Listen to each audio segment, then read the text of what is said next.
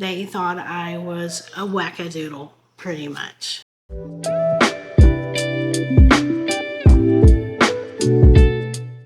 Hello, my name is Donna. On March the 15th, 2015, I was diagnosed with early onset Parkinson's disease. Wasn't shocked when I was diagnosed, but when we finally figured it out, I was shocked. What began with vertigo when I would ride my husband's motorcycle with him, when we approach a stoplight or whatever, or slow down or stop, I would feel as if we were still moving.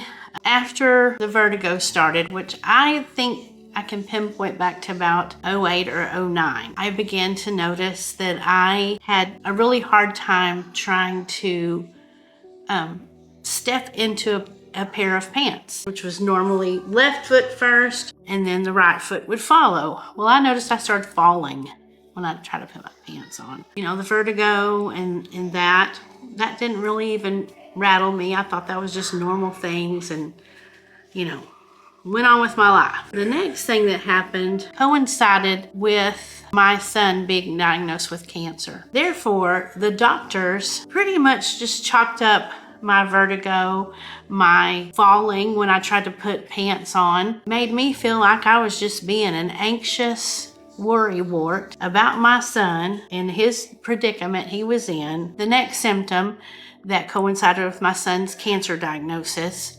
was what I thought to be a crick in my neck, right around here.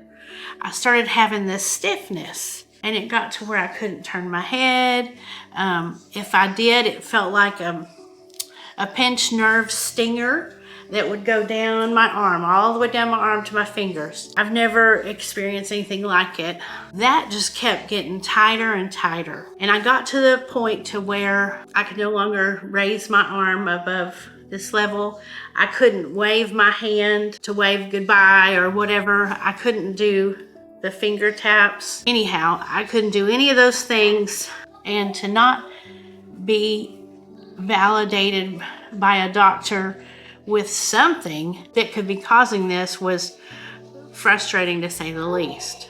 At that point, I remember counting up 13 doctors, okay? Neurologists, I'd seen like 3, chiropractors, physical therapy, MRIs of everything on my body, pretty much. The pain grew so severe in my neck and shoulder and down my arm that literally I would just be in tears constantly. So I was labeled by many doctors one of those that just wants to come in and get drugs. That wasn't my MO. I was not there for drugs. To them, I'm not about that. I never wanted pain medication, just wanted to be fixed. My family practice doctor, this day I will thank her for all she did to help me get to this point. She believed me that something was wrong with me. She got me set up for some physical therapy to see if it would help. Because basically, chiropractic care and physical therapy were the only things that would give me relief.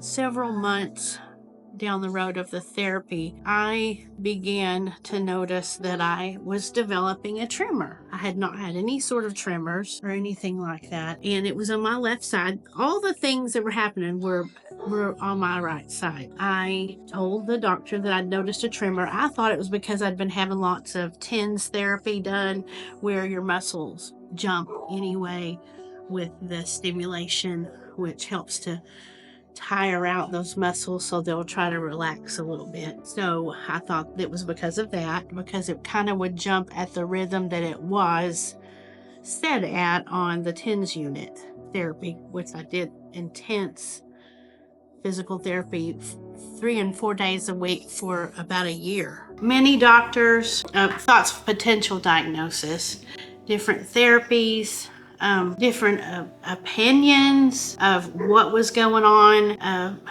The ones that really stuck to me were the ones that made me feel very, I'm trying to think of the word to search for. I felt very judged. I felt like they thought I was a wackadoodle, pretty much. That's what we used to call them. I began on all sorts of things that actually made me feel like a wackadoodle at times. I remember during my son's wedding, I felt crazy with some of the stuff they had me on at the time. It just kept me in a feeling of sort of like stupor. But I functioned. I kept on working. I was a nurse at a busy high school. I had 3,000 students and 200 plus employees to take care of. Yeah, I was a busy person. I was also band booster president. I was involved with all things at school, all kinds of things. And you had to give it all up. Yeah. My diagnosis came after many years of just pretty much therapy.